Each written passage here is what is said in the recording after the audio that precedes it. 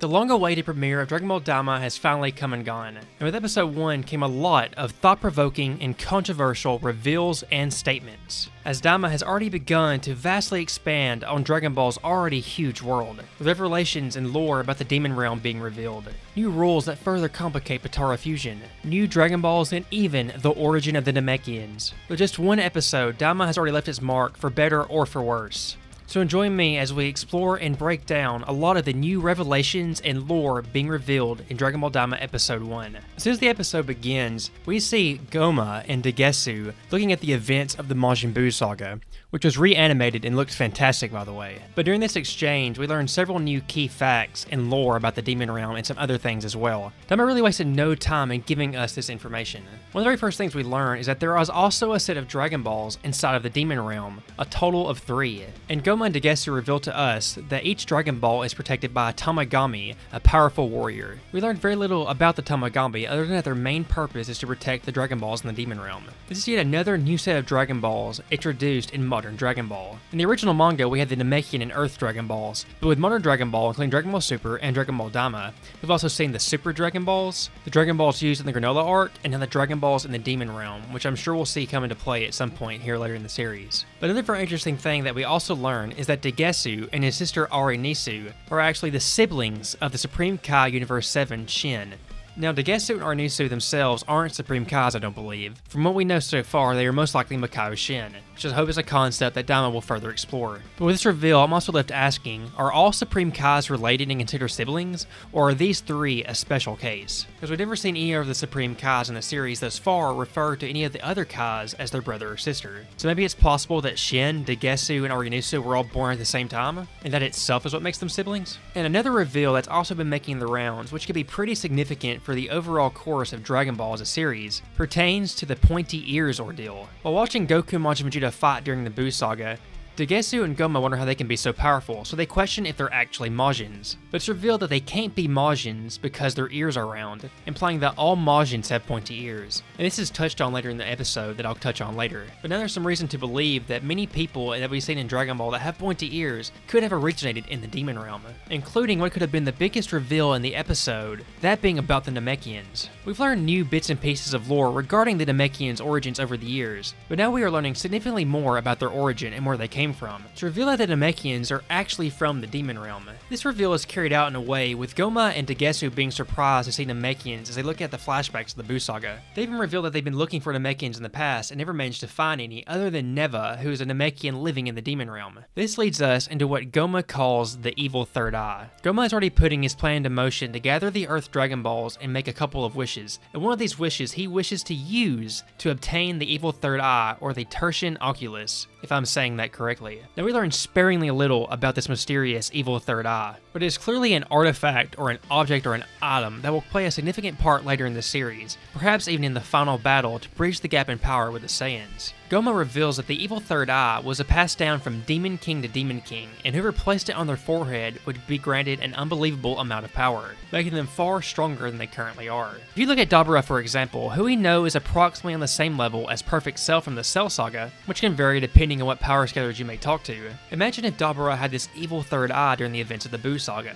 Would he have been as strong as Majin Buu, or perhaps even stronger? I guess we'll have to see just how powerful this item is when it comes to play later in the series. But it's since gone missing, being why Goma wants to use the Dragon Balls to find it, as it went missing during the reign of Dabura's father, Demon King Abura. Now we get to see Dagesu and Goma making their way from the Demon Realm to Earth, and their way of traveling to get there is quite bizarre to say the least, and it's kind of hard to explain. They seemingly travel through different worlds or dimensions with different appearances. They also encounter some ships that look like giant fish. It's hard to describe these beings and we don't know exactly what they are, and I'm unsure if that's something that will be elaborated on later in the series. But let's go ahead and get to perhaps the most controversial point of the episode, and that was when Daima added further lore to the potara that only further complicated and messed up matters regarding how it functions. We learned that Supreme Kai and Kibido defused by asking Majin Buu to absorb them, as they themselves confirmed that the gas inside of Majin Buu has magical properties properties capable of undoing potara fusion. Now, if you remember in Dragon Ball Super, the reasoning provided to us during the Future Trunks saga about why Goku and Vegeta defused in the Majin Buu saga was not due to the gas side of Buu, but due to a 1-hour time limit on the potara fusion, with them not being Supreme Kais. This has led to vast amounts of confusion and speculation about if the potara fusion has been retconned again. And while I do admit it is getting very messy, I don't think they're retconning Dragon Ball Super here. I think they're just introducing another way of undoing potara fusion, in addition to the 1-hour time limit.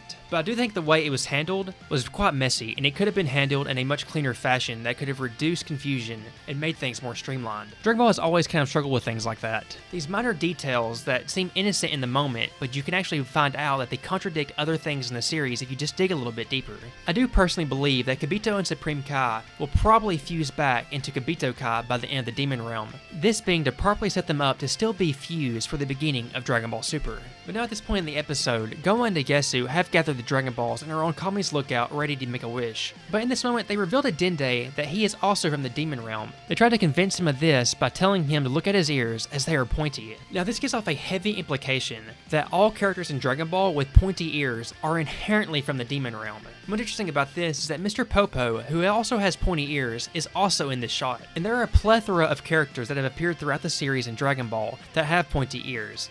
Should we just assume that all of them are somehow from the Demon Realm, or that their race is from the Demon Realm? Or is this more or less a thing about how everybody from the Demon Realm has pointy ears and it just wasn't conveyed very well? I hope Daima will eventually provide further clarification on this matter, so we can gain a better understanding about what pointy ears means in Dragon Ball and who all is from the Demon Realm. Yes, right now, a lot is left up to speculation regarding this matter. But another incredibly interesting event that also raises more questions is the Namekian from the Demon Realm, Neva. He's the one that actually created the Dragon Balls in the Demon Realm. And he is brought along by Goma and Dagesu to retrieve the Earth Dragon Balls. And in doing so, Goma tells Neva he will extend his life by 1,000 years. Now this statement leaves me asking if Goma himself innately has the ability to extend one person's lifespan by 1,000 years, or if he was intending to do so by using a wish from the Dragon Balls. That statement was not further clarified on. Because if Goma actually has the ability to do that, that's quite an interesting ability for a Demon King to have. But the most interesting ability regarding Neva is that not only he has the ability to create Dragon Balls, but he also has the ability to sense their location and their current state,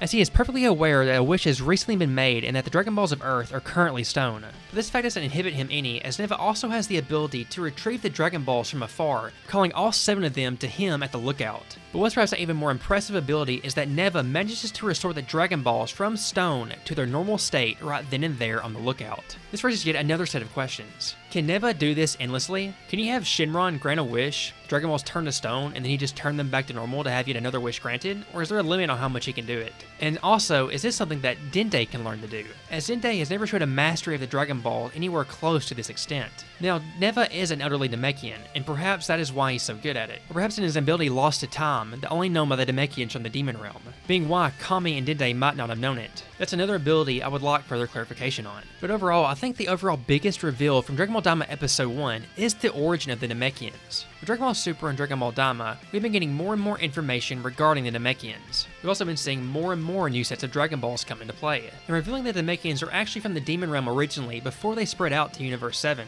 will surely expand on the history of the race, but as of right now, it only further deepens the mystery, as you have to ask questions: why did the Namekians leave in the first place? How long has Neva been around, and why did he stick around in the Demon Realm? And is his abilities, with his powerful control over the Dragon Balls, abilities only unique to him, or can other Namekians learn them as well? Daima Episode 1 really revealed a lot of new lore, but it also opened up a whole lot of questions that I hope they will actually explore throughout the course of the series. I hope revealing that the Namekians are from the Demon Realm isn't just a one-off thing for this series, and it's actually further explored. Seeing Neva show up on the lookout and having complete control of the Dragon Balls and even being able to restore them from their stone state was something I did not see coming.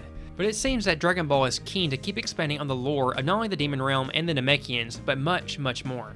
But what do you think about the new concepts and lore revealed in Dragon Ball Daima Episode 1? Let me know down in the comments below. And tell me if you're enjoying the series so far, because I currently am. If you made it this far in the video, I hope you enjoyed it. Thank you so very much for watching. Please consider leaving a like, a comment, and hitting the subscribe button, as it greatly helps the channel. My name has been Champazard, and I'll see you next time.